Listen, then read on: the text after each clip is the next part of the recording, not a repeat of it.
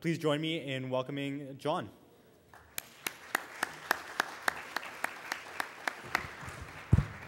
Thank you, thank you. Yeah, sorry, I was getting the impression that I was doing all those jobs at once, and I was thinking, wow, I'm busy, but not that busy.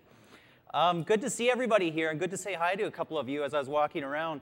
Lots of people here and lots of different reasons for looking at social media. I'm going to start with two stories that might be different places that you might be wanting to go with social media in your business. If you recognize the story, shout out the name. This is going to be an interactive presentation. Don't hesitate, shout it out, put up your hand, we'll stop, we'll do stuff. First story, 2005. There's a tailor in London, Savile Row, bespoke fashion, custom suits, 4, 5, 6K a pop.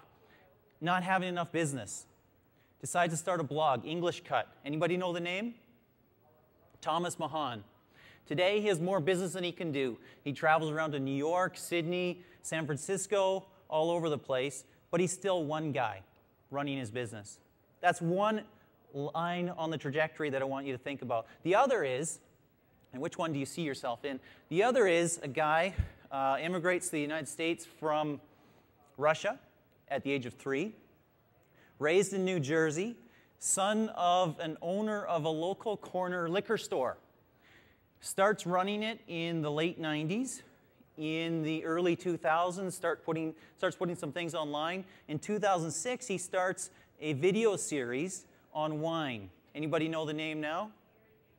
Gary Vee, absolutely. Big time, winelibrary.com, now doing $60 million a year in business, one of the biggest retailers of wine online in the States. Two different points. Social media helped both of them. One, just to stay busy and to do what he loved to do. The other, to grow huge. So,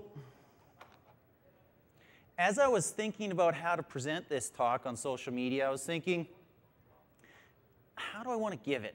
And I was looking at some of the titans in business strategy and social media, and I was thinking, you know, maybe I could do it like this. Who's this guy? Who is it? Gladwell, Malcolm Gladwell. I was thinking, okay, if I start it, here's my first slide. And I showed him my boss, and he freaked out, and he says, we want these people to like us. I thought, okay, that might, just come across a little bit arrogant. Maybe, I don't know. Okay, so I thought, maybe I could do it like this guy. Who's this? Mark Zuckerberg, almost. Close. Jesse Eisenberg playing Mark Zuckerberg in the movie. Everybody saw the movie, The Social Network. And I thought, okay, my first slide right there. Showed it to my boss, freaked out again. Lacks a certain simpatico. So, okay, third time lucky, I thought, I'm going to do it like this guy. Who's this? Seth Godin. He of the purple cows and the, what kind of sundaes? Meatball sundaes, absolutely. And I thought, this is the way I'm going to do my presentation. So, anyways, bear with me. We're going to go through this. We're going to have some fun. It's going to be a little bit fast, and we're going to start the actual presentation now. So why are we talking about social media? Why are you here? Why am I here? What are we talking about? Remember this cartoon from the late 90s in the New Yorker? On the internet, nobody knows you're a dog? It's not really true anymore, is it? These days, everybody knows you're a dog, whether they've reviewed you online, whether they've seen you online, whether some website has been tracking you all over the world, Ad Marketplace, for instance, or Facebook, for instance. Everybody knows everything about you. It's kind of scary. Even if they're wrong. They think they know everything about you. Mostly because of what we loosely call social media. So let's learn a little bit about ourselves. And here we really need some audience participation. So shout it out, show me hands, and I'm going to ask you a few questions. I'm going to show a couple icons of social networks, and I kind of want to know if you're on them. I'm going to ask in a personal sense. I'm going to ask in a business sense. So no points for getting this one. What's this? Thank you. Excellent. Who's on Facebook? Personally? Who has a business page on Facebook? We got a few. Way to go. Hooray. What's this one? Twitter. Who's tweeting? Whoa, we got quite a few tweeters. Who has a business or brand account on Twitter? I see a couple hands. Awesome. You guys are ahead of the pack. Anybody know this? Google+. Who's on Google+? You guys rock. Wow. Can't do a business page on Google Plus or a brand page on Google Plus right now, but you will be able to shortly. This one? Starts with an F. Flickr, awesome. Social pictures. How about this one? Stumble upon, wow, I thought that would be a tough one. You guys are good. When we post something to our blog that's viral in nature, kind of funny, kind of interesting, kind of funky, Stephen Wang there does a lot of that stuff right there. Put up your hand, Stephen, please. Thank you. Yeah, absolutely. We can often get 2,000 to 3,000 hits in a couple of hours from Stumble Upon. Great place to get traffic. What's that one? LinkedIn. Everybody here on LinkedIn? Of course. Personal page, right? Personal account. Who has put their company or their brand on LinkedIn? You guys rock. What's that one? Foursquare. We got some keeners here. Who has checked into a location? Okay, those are the geeks. Sorry. If you have a venue, have you put your business on Foursquare? Interesting thing to consider if you have a place where people might come, a location. Is that one? That one's dead. You don't have to know that one. That one? The hottest blogging platform right now, microblogging, patching quickly up to that one, which is WordPress. Cool. That gave me a bit of a sense of where you guys are, what you guys know, what you guys do, which is pretty awesome. You guys are doing an awful lot, and that'll influence a little bit of the rest of the presentation. So what we're going to talk about today, we're going to talk about the evolution of omniscience, a.k.a. the Dataverse. And the dude in the front there is going to his wife, why did we come in here? I knew this was going to be boring, and I'm in the front. I can't even escape gracefully. No, he's not saying that. Don't worry. Pictures of cute puppies are coming up. No problems. We're going to know about how people know which data is worth paying to through the evolution of the Dataverse. We're going to talk about the future, TM. And I'm going to give you 4 practical, simple, easy, actionable steps to improve your social media positioning, which are going to lead to a radical solution for your brand and for your business. So this is how Mark Zuckerberg sees the world every day. What movie is this from? The Matrix, 10 points for you. In the beginning, if this thing would work, the Dataverse had no independent existence. Okay? What you paid attention to was what Chief Ugg said, as long as Ugg was around. What he said disappeared. It was gone. It was over. It was done with. Pretty soon, we learned how to, through the use of symbols and drawing and painting and other things like that, writing, give the Dataverse an independent existence. That was great, but it wasn't very portable. And those parts of it that were made of animal skin could rot. And the other problem was you had to be a trained professional to access this Dataverse. In fact, for most of recorded human history, if you could read and write, you were a white-collar professional. You had a good job. You had job security for life. It was awesome. Kind of makes you want to go back to those days a little bit. But the problem, in all written media, those books and other things like that, we paid attention to what old dead guys had written, and yes, it was mostly guys. Then along came mass media, newspapers. I have no idea. That's an actual headline on the New York Post. I have no idea how that newspaper is not sued out of existence. But perhaps that editor will wake up one morning missing some important part when the Secret Service catches on to this. Newspapers came out, and we paid attention to words in big, bold letters. The 500-channel universe came out, and we paid attention to stuff with good ratings. And then everything changed. Then the internet came out, and it changed dating, and it changed what we buy and how we buy. It changed how we know things and how we did our homework and how we did our work. The internet changed everything, but not right away. Take a moment of silence. Breathe in. Feel the awe. This is the very first website, a version of the very first website ever created in the history of the world. Written in 1991 by Dr. Tim Berners-Lee at CERN, an institute for research into atomic physics in Geneva, Switzerland. 1991, first website ever. As soon as there were websites, people started paying attention. We knew which ones to pay attention to because if there was one, it was important. There were only a few of them, but pretty soon there became to be a lot of them. And then we started to need some tools to know what was important, what to pay attention to. This is Yahoo, early 90s, directory. And we paid attention to websites in the Internet phone book, a human-generated directory. Pretty soon there were more pages. Look at that, a whole 25 million pages, soon to be much bigger. And Google came out with automated technology, spiders, that went out and crawled the web, found out what was there, and we knew what to pay attention to because it was stuff that ranked well in Google. Fast forward, MySpace is out already, but Facebook comes on the scene in 2004. Notice that is a Mark Zuckerberg production, the Facebook 2004. And we started paying attention to things that our friends talked about. The like button came out. Who knows how long ago the like button came out on the web at large? Only 2 years ago.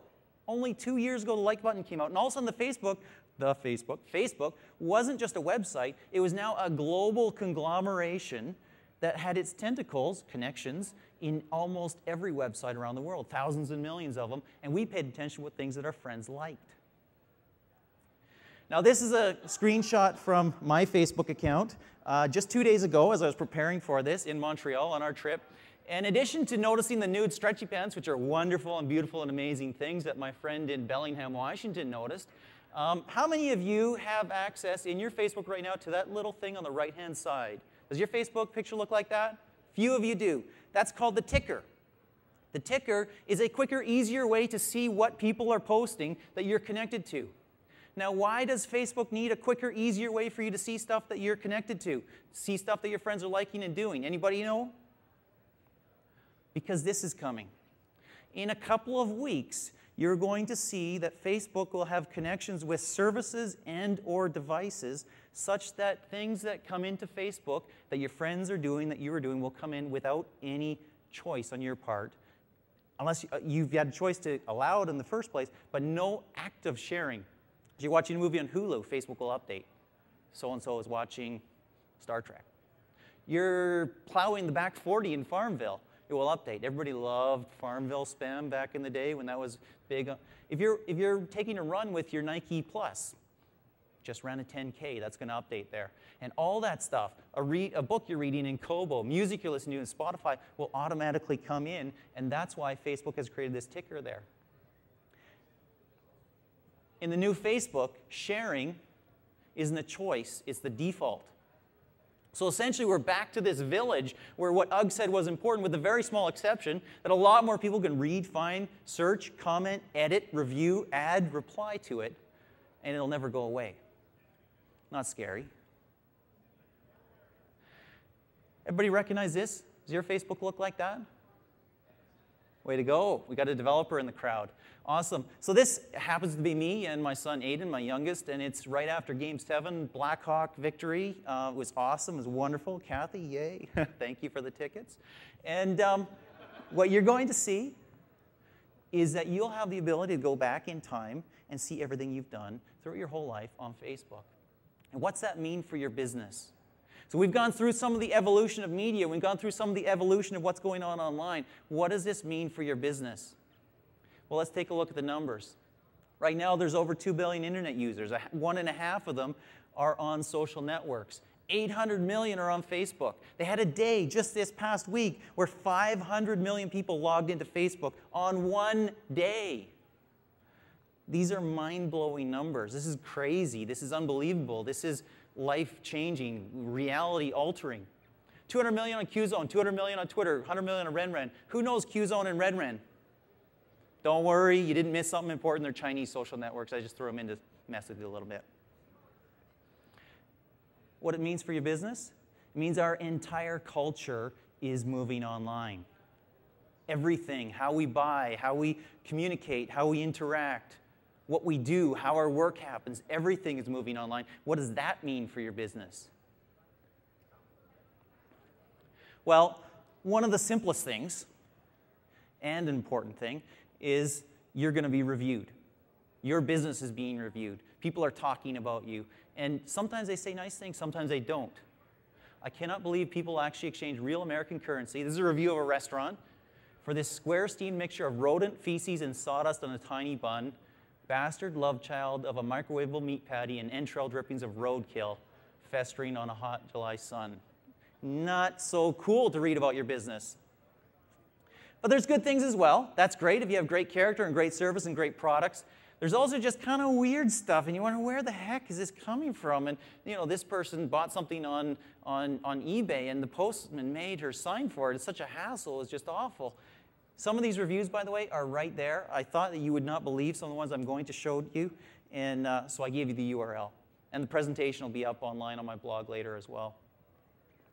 This one, some of the reviews are sad. I ordered makeup online, received quickly. Brother says I'm still ugly. Product obviously does not work. Sorry about that. Sorry. Some are tragic. Seller did not poke holes in the box before shipping kitten. One can only hope it was not shipped over land in summer on a large truck that took 2 weeks to get there. And some are somewhat sad, but somewhat hopeful. It arrived broken. I still believe in Jesus. Amen. But there's a much more important implication. Now, it's very important what reviews you get, what people are saying about you, because guess what? When somebody's deciding whether or not to do business with you, what are they going to do first? They're going to check you out. And everybody has a private investigator at their fingertips, and they're going to Google, they're checking you out on Facebook, they're checking you out on Twitter. What have people said about you? What's going on? So that's an important implication, but there's an even more important implication. In all this sea of data, this Dataverse we've been talking about, in all the stuff that's going out there right now, how on earth do you stand out? How on earth do you become discoverable? How on earth do people know how to find you? So the implication is boring stuff dies. Unremarkable stuff dies. Irrelevant stuff dies. Irrelevant as decided upon by the user, him or herself. And if you're not visible, apologies, but you don't exist. So what can you do about it? And here we're going to go into 4 kind of practical things that you can do about social media and you and your business and your brand. First thing is to claim your space. Before you even know what you're going to do with it, before you have a clue, before you have an idea, what am I going to put there? What am I going to do there? I don't know. Why should I go? Claim your space. Important thing to do. Very important thing to do, because if you don't claim it, it won't be there long. There are, remember those 2.1 billion people online, 1.5 billion on social networks, they're going to claim your space for you. Now, where should you claim your space? There are some people, this research FYI says 50 social sites that every business needs a presence on. We all have time for that, right? Really? 50? Maybe not. Maybe not. Okay, here's my advice. Claim a bunch and pick 2 or 3 to focus on. If you look at this, we know what that is. That's Facebook, YouTube, Twitter, LinkedIn, and Google+, especially when the brand and company pages for Google+ come out. Claim those, get them now, get your brand there now, make sure you've got it. Now, start gentle engagement there, mostly listening. Now, if you were going to a new country, you're going to Nigeria for a holiday, check it out, do safari, whatever. You wouldn't come to that country and just start expecting everything to be done the way that you would expect it to be done, right? Unless you're American. That's a joke. Start gently. Feel your way through. Check it out. See what people are doing there. Listen. Find out what goes, what happens in this social network before you start getting big on communicating there. While you're at it, claim and or set up your free profile on the online directories. That's these guys. That's us, Cam Pages, that's Yellow Pages, that's 401.ca, a bunch of other directories out there. We'll get into why in just a little bit. It's important to do. Now, make certain all the information is synchronized. And by the way, don't bother, you don't have to grab notes. I'm going to put this online. It'll be on the Cam Pages blog, it'll be on my blog, it'll be on SlideShare, it'll be a lot of different places, it'll be shared a lot of places. Make sure it's synchronized. If it's not synchronized, you'll confuse people, you'll confuse search engines. And you don't want to confuse search engines because they'll start ignoring you. Link up those profiles. Most online profiles allow you to put in links to other places where you are online. Link them together, create a little mini network there, and link them back to your own site. Okay? What you're doing is you're making yourself easily check-outable. So somebody wants to find out about you. You have a business. What's your business name again? Sorry, I forget it. Shebang Design, exactly. Somebody's checking out Shebang Design. They find your YouTube page. And from there, there's a link from your account. There's a link to your Twitter page. And by the way, there's a link to your website. And there you go, right? You've created a chain through which people can learn a bit more about you, understand you from different angles and perceptions and sides, and get a sense, hey, you're good people to work with. I have no personal knowledge of that, of course. Now your feet are wet. Now you've started. Now you're engaged. You're in the game. Second, evaluate your brand. Now we probably have a lot of branding experts in here, and I'm not going to go into this and teach you how to brand your business. You guys are the experts in that. I am going to say when you go into social media, when you start talking about social media, there's a few things you want to look at. First of all, your brand is you. You're going to be engaged in this. Your brand is what you say. It's what you do. It's what other people say as well. Understand that. Your brand is what you do. Apparently, branding means a different thing on YouTube than it does in the rest of the world.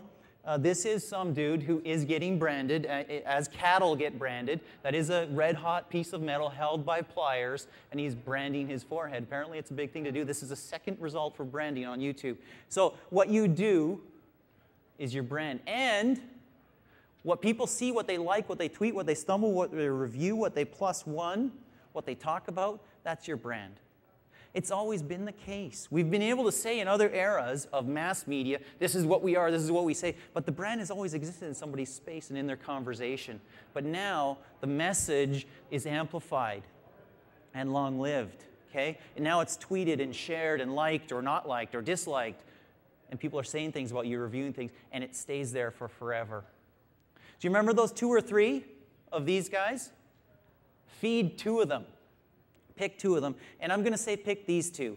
Facebook, biggest social network in the world. Twitter, probably the second biggest, probably the most important in terms of getting information out. But pay yourself first. Pay yourself first. It is a cardinal error to go into social media and start saying, I'm going to build my presence, build my brand, build who I am to my customers on Facebook or on Twitter or anywhere else. I'll give you an example why that happened just this past week. I mentioned Facebook came out with a new product called Timelines. Guess what? There was a company called Timelines. And guess what? They did similar things, which was build sort of a personal history of people. And guess what? They had the Facebook page, facebook.com/timelines. And guess what? Facebook took it. Okay? So you do not control Facebook. You do not control Twitter. You do not control any of those sites. So be careful. Build your own brand and use the sites, but don't build it exclusively and dependent upon those sites. So whether you blog or whether you have a site, build your brand there and then make it interesting, relevant, remarkable, and then share it out. Now you feed the data monster. So you put something on your blog, it's an interesting post, tweet it out. Simple. And you can automate that. There are tools for doing that, especially if your site is on WordPress, where there's a million different plugins for that. You do an interesting partnership with another business. Maybe it's a dinner and a movie. Maybe you're in web design and it's an SEO partnership or something along those lines. Share it on Facebook. Feed the data monster. Get your content coursing throughout those search engines and social networks so that you're discoverable, findable, and all those good things. So why are you doing all this? Sounds like a lot of work, right? Does it? Or is it easy? It is easy in some sense, but it's a lot of work. Why are we doing that? Remember this slide? That's why we're doing that, because the entire culture is moving online. At Campages, we go where the clients are, and I'm guessing that's the same for most of your businesses as well. And it's always nice to own the first page. This happens to be me. There's some dude who's named John Koetsier in some US state, and he's a dentist, and he's always trying to crawl up here. And I keep pushing him down. And I own the first page. Now think about owning the first page of Google results for your name, your brand. That's kind of cool. That's good. That's excellent. Now you may not have a million people searching for your brand, but imagine owning the first page of Google for your niche, your industry, which might be web design in Vancouver. It might be whatever it is. If you can own that first page, why not? Go for it. So finally, fourth, set up some monitoring. You cannot know everything that's going on. You won't see it all, you won't hear it all, but you want to know.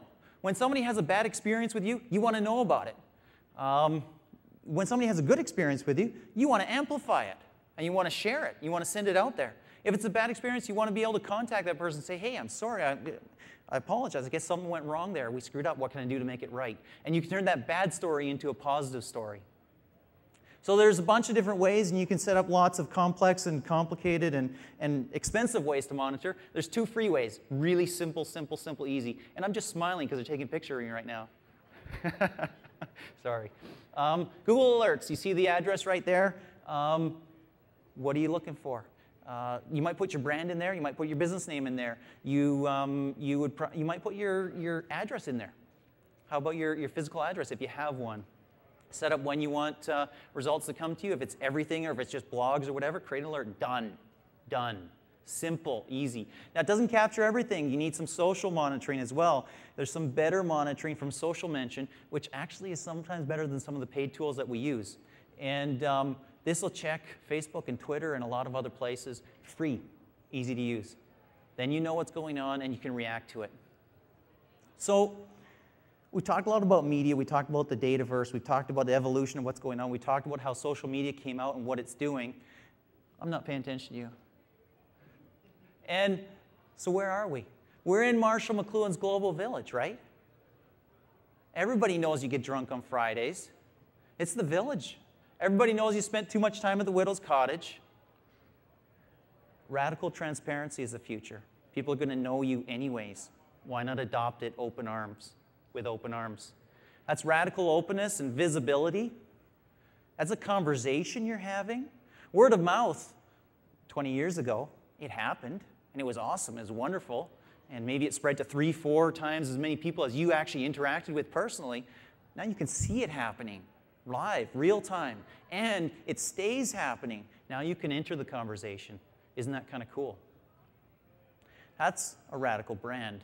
That's social, and it's discoverable, and it's shareable, which makes your business viable. Thank you.